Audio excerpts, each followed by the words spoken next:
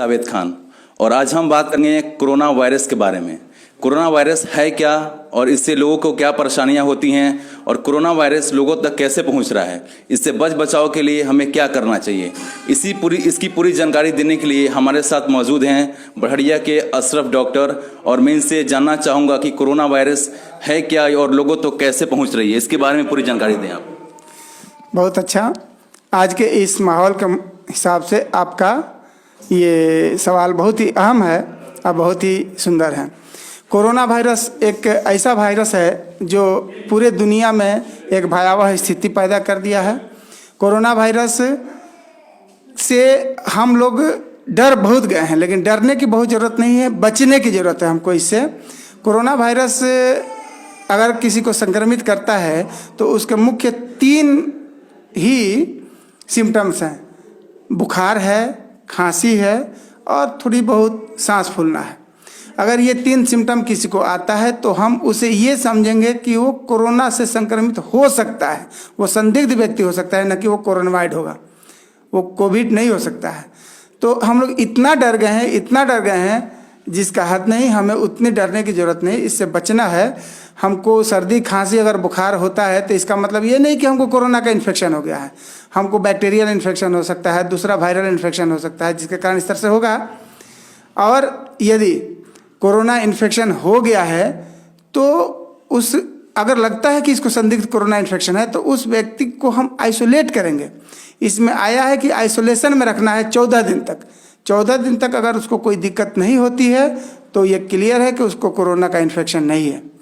14 दिन के बाद अगर 14 दिन के अंदर अगर उसको कोई दिक्कत होती है तो फिर उसका जांच पड़ताल होगा, खून का जांच होगा कि उसको कोरोना का इन्फेक्शन है कि नहीं। कोरोना से बचाव के लिए हमारी सरकार, भारत सरकार है या राज्य सरकारें हैं या स्वास्थ्य विभाग है, कड़ी से कड़ी इस पर स्टेप ले रही हैं। बहुत ही ज़्यादा इस पर गहन ध्यान रखी हुई हैं। इसके लिए ये सारा व्यवस्था दिया जा रहा है सरकार के द्वारा या चिकित्सा पद्धति के द्वारा भी कि हम एक दूसरे से 1 मीटर का दूरी बना के रखें।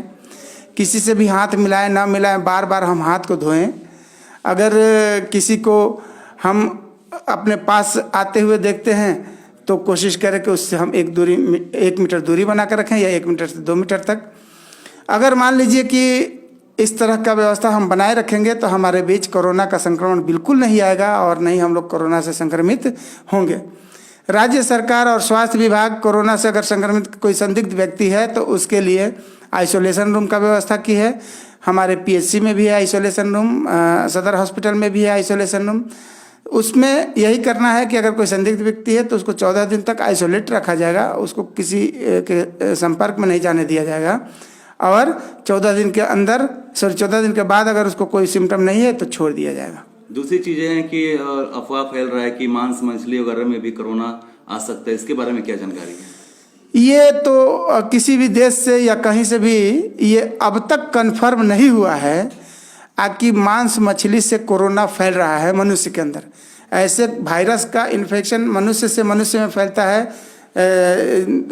जानवरों से मनुष्य में फैलता है, लेकिन अब तक इसका कोई प्रमाण नहीं मिला है कि किसी भी, या तो मुर्गा मुर्गी हो, कुत्ता हो या कोई भी जानवर हो, किसी भी जानवर से मनुष्य में एक भी कोरोना संक्रमित व्यक्ति होने का कोई प्रमाण नहीं है।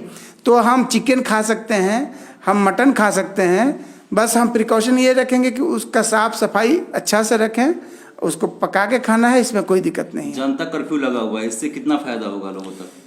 जनता कर्फ्यू से तो हम समझते हैं कि हमें 100% का फायदा है, क्योंकि इस जनता कर्फ्यू में हमको ये देखने को मिला कि एक भी व्यक्ति रोड पे नहीं है।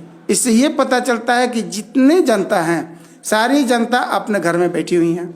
और घर में बैठने का उद्देश्य ये है कि हम भीड़ न बनाएं, एक दूसरे से संपर्क में न जाएं, आइसोलेशन को बनाएं। तो जब ये चीज़ें होंगी तो यही कोरोना का प्रॉपर इलाज है। हम जितना बचें वही इलाज है, हमारे यहाँ कोरोना नहीं फैलेगा। ये बहुत ही फायदा है, बहुत ही उम्दा है। अपना परिचय दें। मैं डॉक्टर अशरफ अली बढ़िया से। और कैमरामैन अरशद के साथ में जावेद खान बढ़िया।